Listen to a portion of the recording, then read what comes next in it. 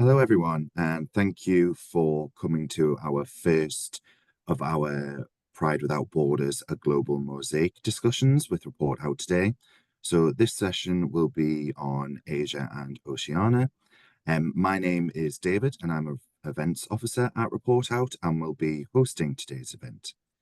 For those of you who may be new to us, Report Out, we are a human rights charity where we report, inform, and defend the human rights of sexual and gender minorities globally. Today's event is one of three in a series dedicated to exploring the diverse meaning and expressions of pride across the different cultures and communities globally. The event aims to foster a greater understanding of pride's significance worldwide and to highlight its varied manifestations.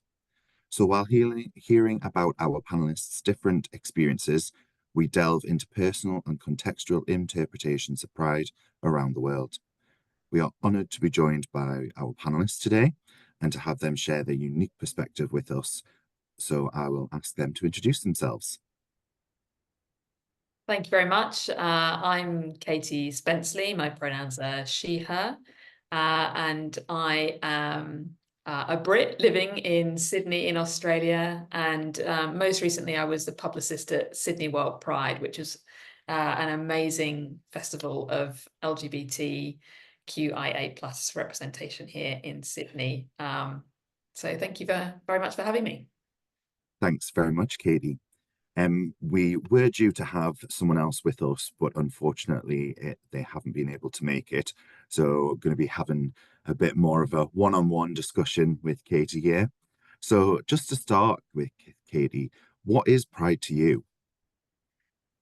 Pride to me, for me, it is the opposite of shame, and that's really where the movement starts. It's about being fed up of being in the closet and being hemmed in and being attacked and persecuted and vilified. And I think about the history of the Pride movement and of Pride parades and Pride organizations. It is really about that and having the courage to stand up and be counted and be yourself and not be ashamed of being yourself. And, when you stop being ashamed of it, amazing things happen as a result. So fundamentally, that's pride for me. It's being not ashamed is the negative way, but being proud of who you are, who you represent, and the amazing, courageous journey that has enabled me to be where I am and able to be who I am publicly. Thank you. So, do you personally celebrate pride? Yeah, I do. I love Pride. I think it's a if you're thinking about it in terms of Pride festivals, I'll always go to Pride. Every year when I used to live in London, I'd always go to Pride. I used to play in a band called the London Gay Symphonic Winds, and we'd march in that Pride festival every year, which was fantastic. And then being here, Mardi Gras is one of the most famous Pride parades in the world, and it really is a fantastic, spectacular thing to see and to be part of and to hear, all the sequins and the colours and the noise and the fun.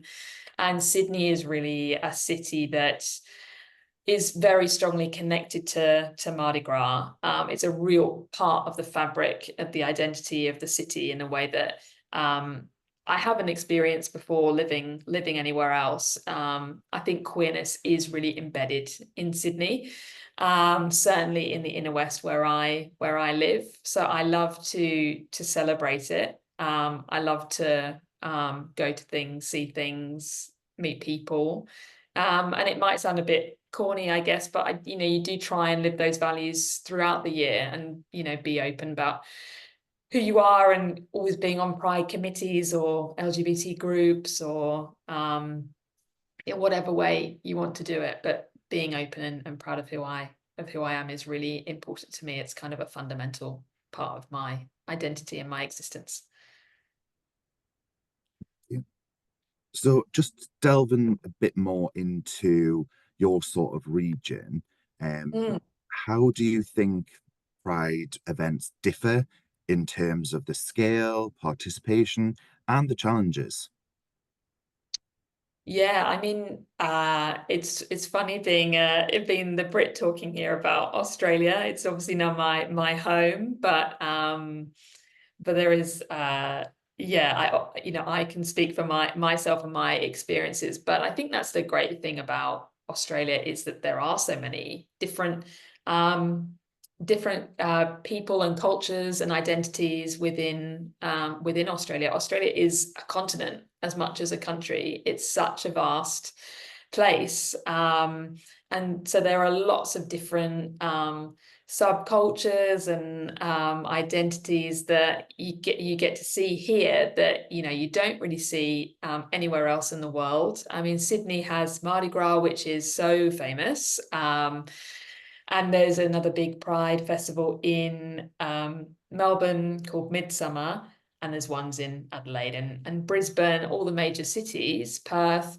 But there's also a great First Nations queer culture in Australia, moving here and seeing that has just been brilliant. It's just it's an amazing Indigenous culture in Australia is incredible and precious and to be celebrated. It's at least 65,000 years of continuous culture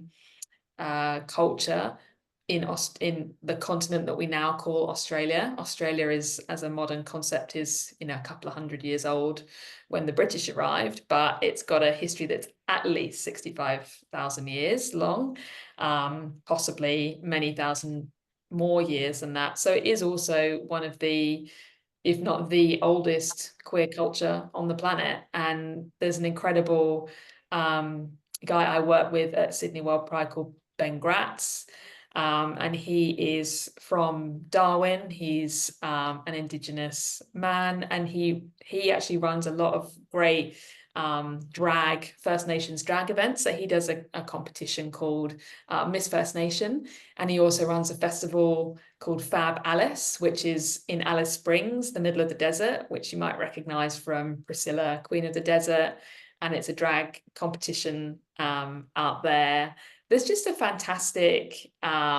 a fantastic culture here. It's not just drag, it's all kinds of forms of self-expression, every part of the queer acronym, and it's great. I think it's being here in Australia, it's a real melting pot of different cultures and outlooks and experiences, and it's a really for me a really wonderful one to be part of and to have been welcomed into. It's really nice to hear that rich cultural heritage and those unique cultural elements are incorporated into Yeah. Pride. Um, is that welcomed by everyone?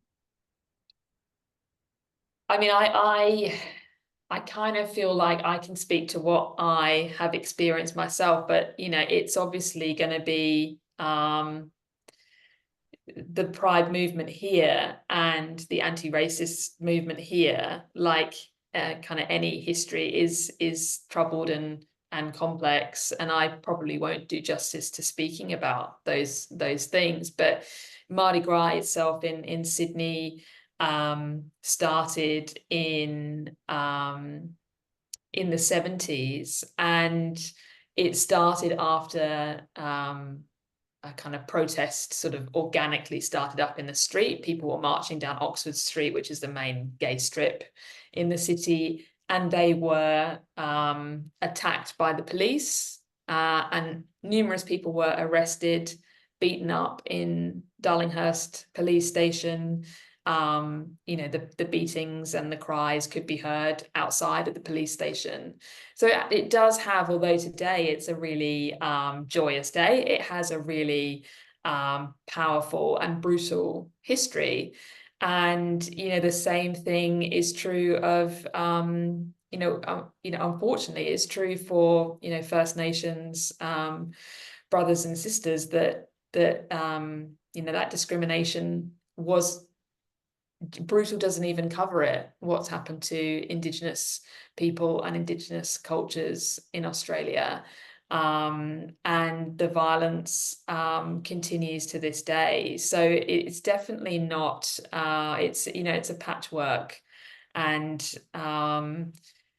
like anywhere, there are still prejudices that we have to encounter and face and challenge as much as possible, really. Yeah, thank you for that. Do you think that the legalization of same-sex marriage recently has made a difference to how people feel or celebrate Pride in Australia? I think the legalization of same-sex marriage was such an incredible moment in time. And my partner is Australian, and I just remember, because I'm not a citizen, so I can't vote, but she obviously can. And I remember her putting in that vote, and I remember the day that the yes vote came back. And what a thing to have achieved. And I think it's like it's almost a relief, to have these rights now. Yes, it's momentous that you achieve it, but it's almost a relief that you don't need to fight for one of these things anymore, that you've got that equality. I think Yes, I think it has had it's a kind of confidence boost, isn't it? That we have more rights now as a community than we've ever had before. And it's something that does give you, laws, and give you confidence, and they give you protection. I remember meeting Jesse Jackson, who worked with Martin Luther King in America during the civil rights movement. I remember meeting him some years ago, and he said then, it's laws first and attitudes change. And I think there's something in that. You change the law, and then people do become more accepting that that's the status quo now, not what it was before. I do think there's something in the fact that for those people who didn't want equal marriage, there's now something that really rubs them up even more. And I think we are seeing that around the world. There's a bit of an emboldenment at the moment of rhetoric against, the queer community. And it isn't about equal marriage yet. It's more general than that, and is targeted a lot at the trans community. But we have to be watchful for those things, and to, never forget that we've been given rights. We shouldn't have had to have been given them. They should have been there from the start. But we have to keep fighting for not just ourselves, but the community as a whole. So I think, yeah, it has changed things, having those rights. The right to get married is a huge thing. Like, it's an amazing thing. But it's not, there's no time to rest on your laurels about it. No, definitely not. And I think the way that queer individuals are sometimes portrayed in the media and in politics, as you've just mentioned there, um, does matter. So how do you think in Australia that visibility impacts on Pride and celebrating LGBTQ? Yeah, I mean, I think the media here is a mixed bag. The national broadcaster ABC is like so pro queer. It's actually quite remarkable. Coming from the UK, where the BBC, it has to be sort of neutral on all things. And there are arguments about what neutral means and whether it is, but nevertheless, that's the kind of starting point. So it can kind of neither be pro nor against the queer community. Whereas the ABC really goes out on a limb they broadcast the Mardi Gras parade every year, which is quite a big thing. That doesn't happen in the UK. It might be a news story, but it's not actually a broadcast. They have, an Instagram channel called ABC Queer, which is about sharing queer stories about queer youth usually, but it's kind of got that youth angle. And then there are other publications that have, a different take. And we recently had elections here. It was a couple of years ago now, but there was a candidate who stood on an explicitly sort of anti-trans, trans women in sport platform. And it was, it's very hostile and very negative, and especially for people, my friends who are trans, seeing that every day is a really difficult thing to endure. And we also recently had a council in the western suburbs of Sydney. The council decided to have a vote, which they had really it really wasn't something they needed to have a vote about whether the library in that area should have books about same-sex parenting. And they decided to remove those books from the library, and then it all kind of kicked off, and it was an outcry against it, and eventually they agreed to put the books back in the library. But I wouldn't say the media were hostile towards the queer community in that instance, but it's a reminder of what you face, and it brings up things that are, that other people, other communities don't necessarily have to think about, and you're then going through your day thinking about the fact that people are attacking you and attacking the way that you live. And yeah, I think it's media representation is really important, and having stories about the community written in a balanced way. And I think balance doesn't always mean finding somebody who can be vitriolic against the queer community. I think sometimes balance is actually reporting facts, and I guess it is taking a stance at the end of the day that you don't want to see queer people being vilified anymore. And if that's what you don't want, then don't give those other people the airtime. Thank you. You mentioned there about books and the library. So how are queer issues addressed in schools? Are there any educational initiatives linked to Pride, increasing awareness, or things specifically targeting the younger generation? Well, that's actually a really great question, because it might surprise you. It certainly surprised me to learn that if you are a religious school in New South Wales, you can dismiss a member of staff purely because they are gay or because they are trans. And you can also expel a student because they are gay or because they are trans. There are no protections for staff and students in religious schools, which I think is completely unacceptable, and is something that Equality Australia is really campaigning about at the moment. Equality Australia were the group behind they're a human rights organization here, and they were very strongly behind the Yes campaign for marriage equality.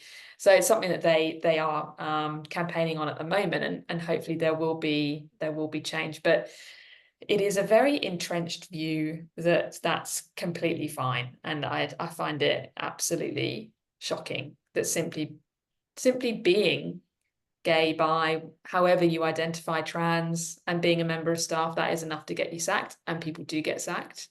Yeah, so I think that definitely there needs to be, that needs to be changed, and kids growing up, queer kids going to those schools. I mean, I can't imagine how that must feel, because it's not just being, your education being affected or being bullied. Not that those things are easy to deal with anyway. It's, the threat of actually being kicked out of an institution is extraordinary. I can't imagine how I would have felt if that was the punishment that potentially faced me as a young gay girl in my school. So I really hope that changes.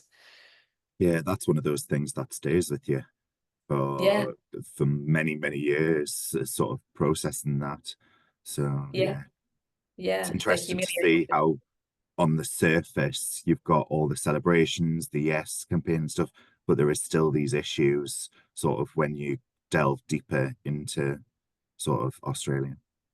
Yeah, absolutely. It's still there. And the Prime Minister of Australia at the moment is Anthony Albanese, but the previous Prime Minister, Scott Morrison, was a very much an evangelical Christian who was part of the Hillsong movement in Australia, which is very much as evangelical, hard right Christian church, very much traditional values. And now Scott Morrison's over in America. I think he's just been catching up with Trump.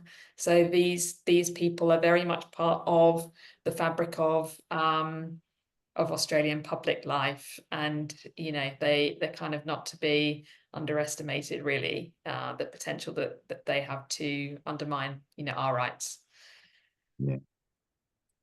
In terms of that global sort of placement, there's a lot of talk about Western views on LGBTQ plus people and pride and imparting this Western view. Where do you think Australia fits globally into that debate?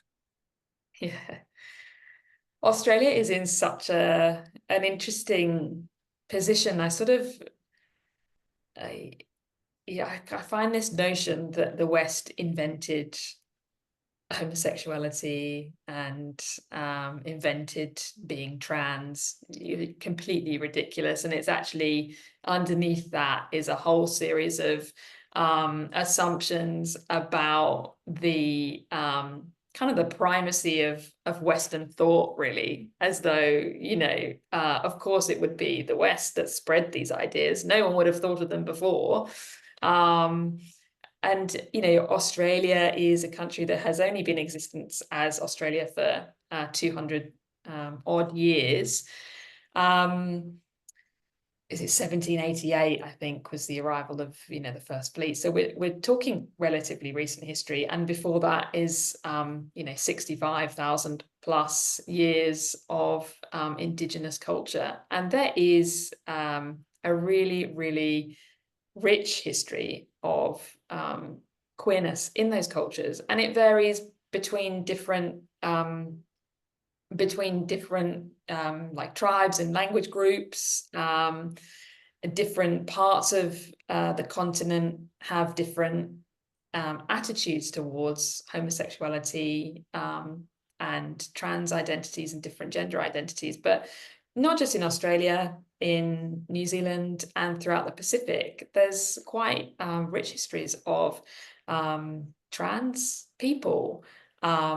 In the north of Australia, in Darwin and the Tiwi Islands, which are a small group of islands just off the coast of Darwin.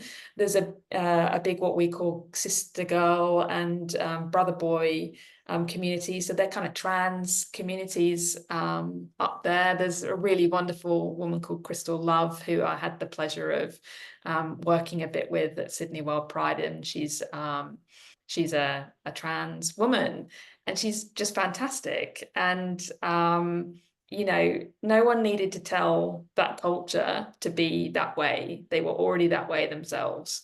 And in the Pacific, you see what we would call kind of trans cultures. Trans women, Fa'afafine women, have been a part of those cultures for millennia. Nobody needed to tell them, and no one needed to plant these seeds. If anything, we all learn from each other, and we all share ideas. And our identities are not invented; they are part of ourselves. And that's it, really. You can't you can't make anyone be anything. No, you certainly can't. I No. think that is a great point to end on there. So thank you very much, Katie, for taking the time to talk to us today. And thank you very much for your insights on what it is like in your particular area of the world.